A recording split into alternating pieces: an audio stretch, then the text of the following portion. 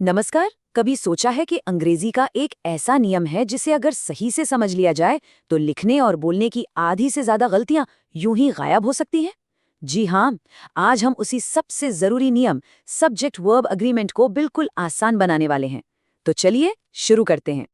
Subject verb agreement सुनने में थोड़ा भारी लगता है ना? पर इसका मतलब बहुत ही सीधा सा है।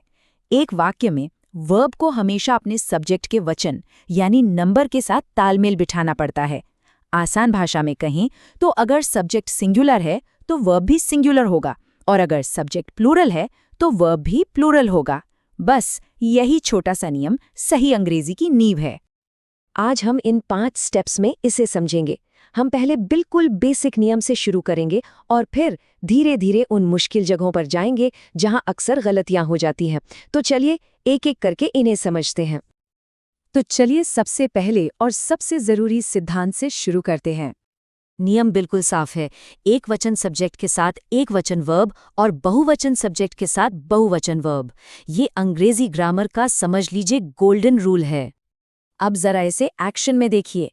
शी रीड्स अ बुक, ये सही है। क्यों? क्योंकि शी एक सिंगुलर सब्जेक्ट है तो उसके साथ रीड्स यानी सिंगुलर वर्ब आया है। ठीक वैसे ही दे प्ले फुटबॉल सही है क्योंकि दे एक प्लूरल सब्जेक्ट है तो उसके साथ प्ले यानी प्लूरल वर्ब का इस्तेमाल हुआ है। ठीक है, ये तो आसान था, पर तब क्या होता है जब हम सब्जेक्ट्स को एंड लगाकर जोड़ देते हैं?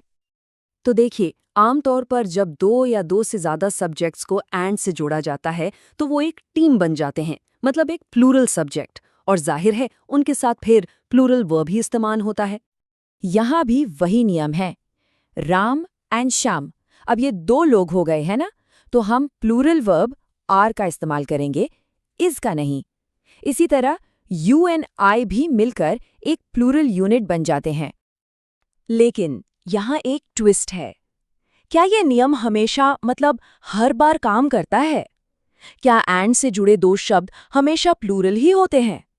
और इसका जवाब है नहीं। कभी-कभी एंड से जुड़े दो नाउन्स मिलकर एक ही आइडिया की बात करते हैं, उन्हें सिंगुलर माना जाता है।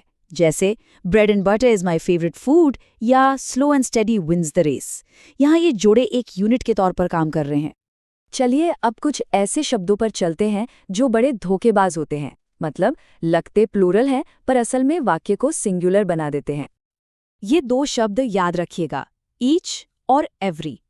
ये हमेशा सिंगुलर वर्ब ही लेते हैं, भले ही ये एंड से ही क्यों न जुड़े हों। ऐसा इसलिए क्योंकि ये शब्द हर व्यक्ति या वस्तु पर अलग अलग जोर देते हैं। यहाँ उदाहरण बिल्कुल साफ है।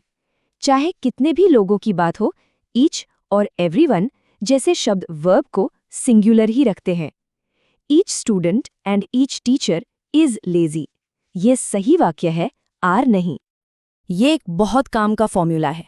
जब भी कोई वाक्य वन ऑफ, ईदर ऑफ या नाइदर ऑफ से शुरू हो तो उसके बाद नाउन तो प्लूरल आएगा, लेकिन वर्ब हमेशा सिंगुलर ही रहेगा। तो सबसे जरूरी बात यह है कि वर्ब उस प्लूरल नाउन बॉयज या टीचर्स से अग्री नहीं करता जो उसके पास है, बल्कि वो वन या आइदर से अग्री करता है जो कि सिंगुलर हैं। इसीलिए one of the boys is intelligent बिल्कुल सही है। ये एक और बहुत बड़ा कंफ्यूजन है। द नंबर ऑफ का मतलब है कि संख्या, जो कि एक सिंगुलर आइडिया है, इसलिए इसके साथ वर्ब इज लगता है। लेकिन अ नंबर ऑफ का मतलब है बहुत सारे, जो कि एक प्लूरल आइडिया है, तो उसके साथ हैव जैसा प्लूरल वर्ब लगता है। अब आते हैं सबसे मजेदार हिस्से पर। कई बार वाक्य में दूसरे शब्द आकर हमें कंफ्यूज करने की कोशिश करते हैं। तो चलिए सीखते हैं कि असली सब्जेक्ट को कैसे ढूंढा जाए। ये डायग्राम बहुत जरूरी है।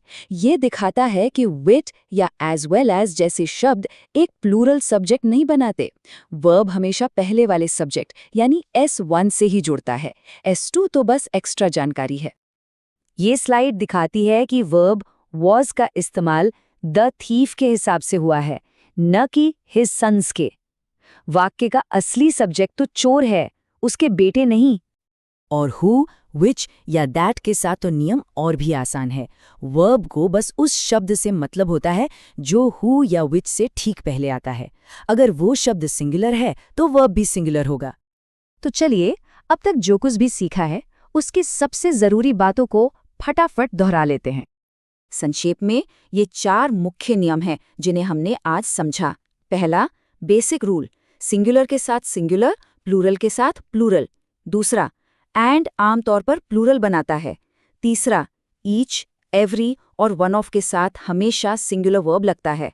और चौथा, वर्ब को हमेशा मेन सब्जेक्ट से ही एग्री करना चाहिए।